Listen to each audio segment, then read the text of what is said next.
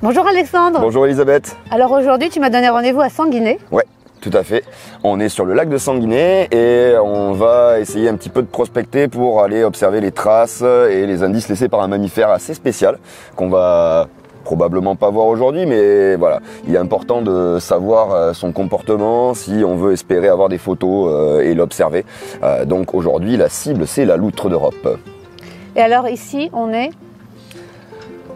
Alors on est tout au nord du lac, voilà, on est à l'embouchure de la Gourgue pour commencer ici, donc une petite rivière qui alimente le lac de Sanguinet. Donc le lac de Sanguinet c'est un des plus grands lacs naturels d'eau douce de toute la France.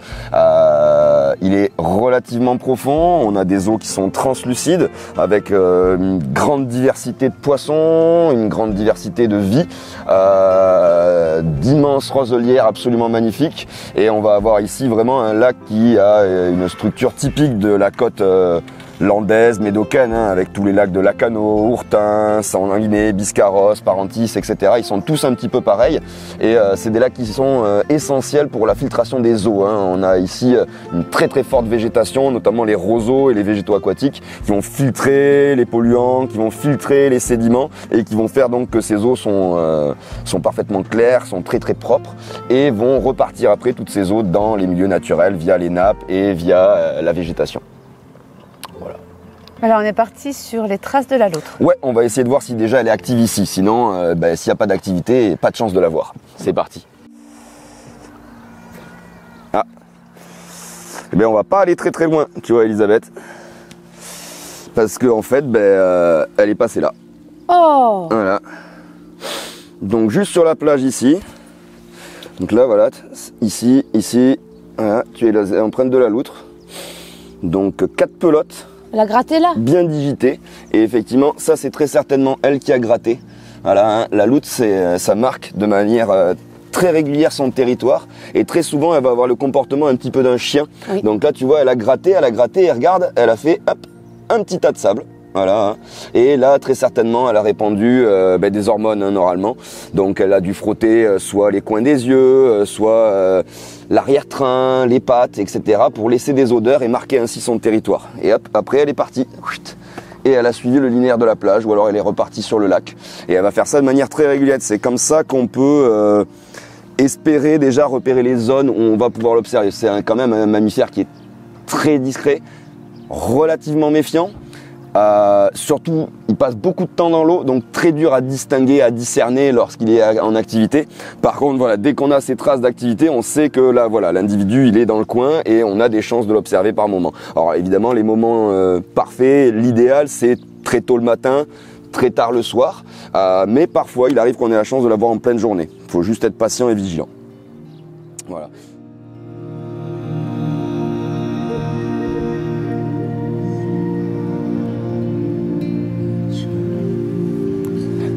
On va voir si on arrive là,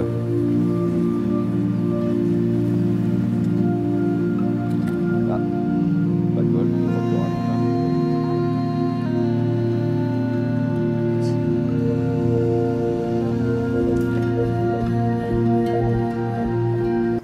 peut-être qu'on aura un petit peu plus de chance là. Peut-être, on va voir. Elle n'est pas très active, hein. A priori c'est pas le bon moment pour faire des affûts.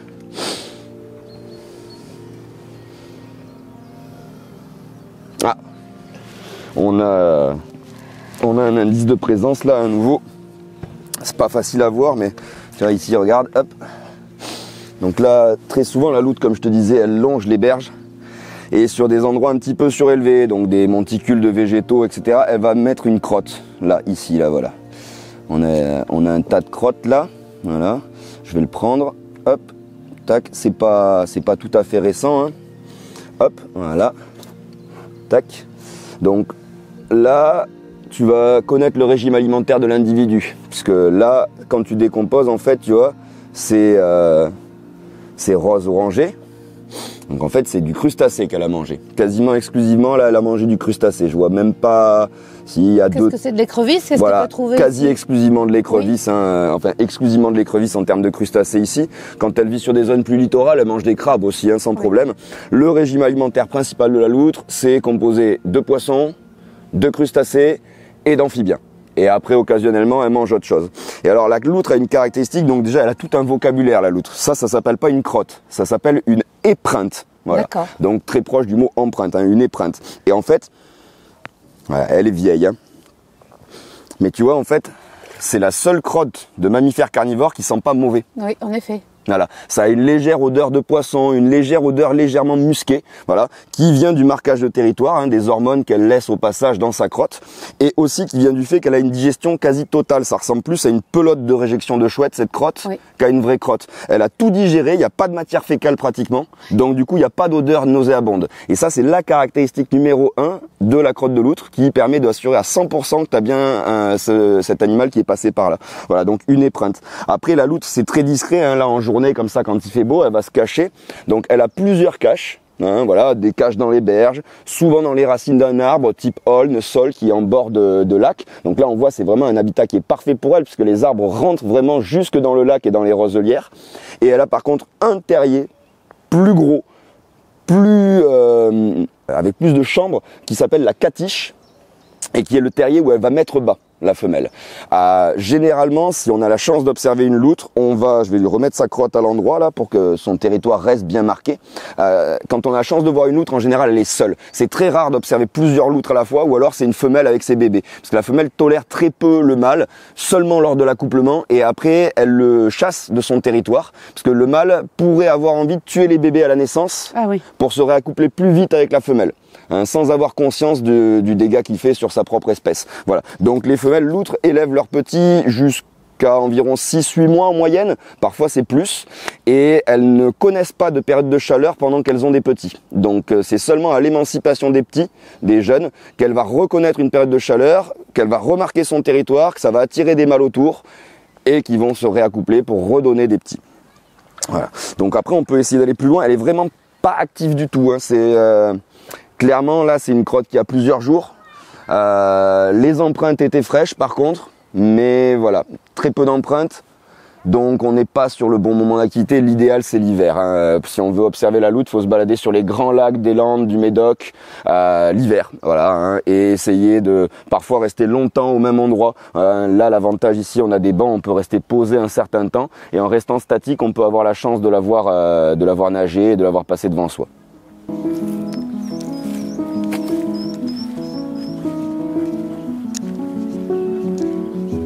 Bon ben là, tu l'as vu presque en même temps que moi, voire quasi en simultané. Là, on a une très très très belle crotte de loutre, une très très belle épreinte ici, qui est très très fraîche. Voilà. Donc, voilà, là, tu sens vraiment l'odeur de la poissonnerie. Voilà. Donc là, on a un animal encore qui est passé cette nuit, hein, cette nuit ou ce matin ici. Voilà. Là, tu vois, typiquement, là, ça c'est un très très bon spot. Tu as plusieurs plateformes, l'eau est juste à côté. On a revu une trace d'activité. Alors, on est quand même chanceux, nous, dans la région, au niveau de la loutre. Parce que la loutre a failli disparaître dans le courant du XXe siècle. Elle a été chassée.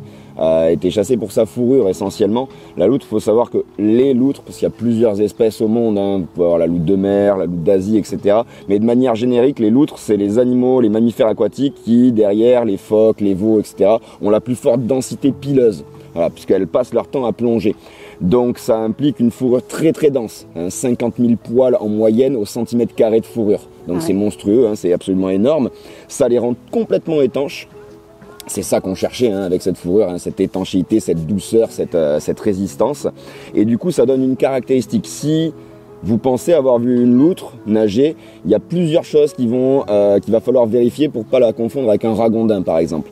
Le ragondin, ça nage vraiment comme un chien, tout droit. La loutre, ça va onduler de droite à gauche un petit peu comme un serpent. Oui, c'est plus souple. Et ça va également onduler de haut en bas un petit peu comme on le verrait sur un dauphin ou un poisson. Et dès qu'elle est sous l'eau, tu vas voir de nombreuses toutes petites bulles qui vont perler et remonter à la surface. Ça, c'est tout l'air qui est piégé dans sa fourrure, dans son nombre incroyable de poils, qui s'évacue au fur et à mesure et qui laisse régulièrement pénétrer un tout petit peu d'eau. C'est ça qui lui assure cette étanchéité. Et ça, là, c'est vraiment caractéristique d'elle. Ça va te permettre de suivre sa trajectoire et d'estimer à peu près où est-ce qu'elle va remonter. Après, ça peut passer plusieurs dizaines de secondes sous l'eau, se déplacer de plusieurs dizaines de mètres lors de chaque plongée. Donc des fois, on peut les perdre de vue très très rapidement. Donc voilà, donc on a protégé la loutre. elle est revenue bien.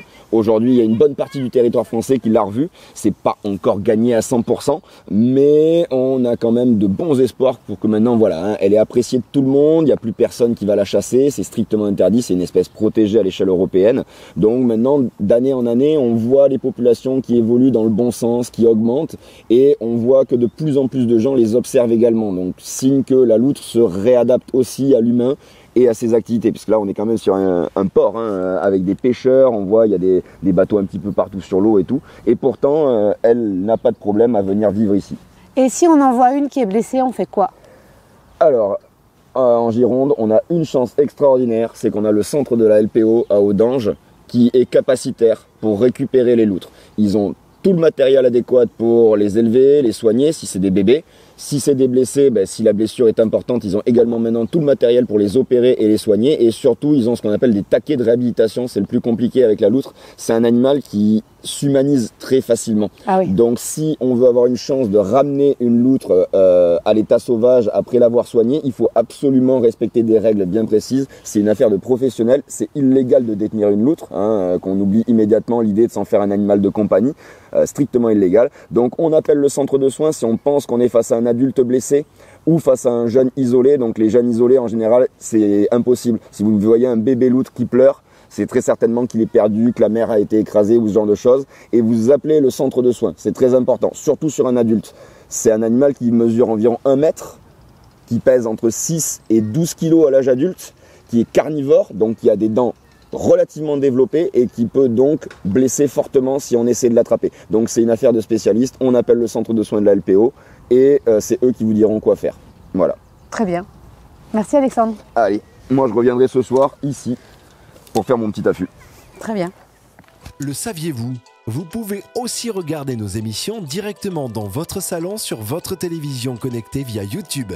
Comment ça marche? Téléchargez l'application YouTube, connectez-vous, abonnez-vous à notre chaîne.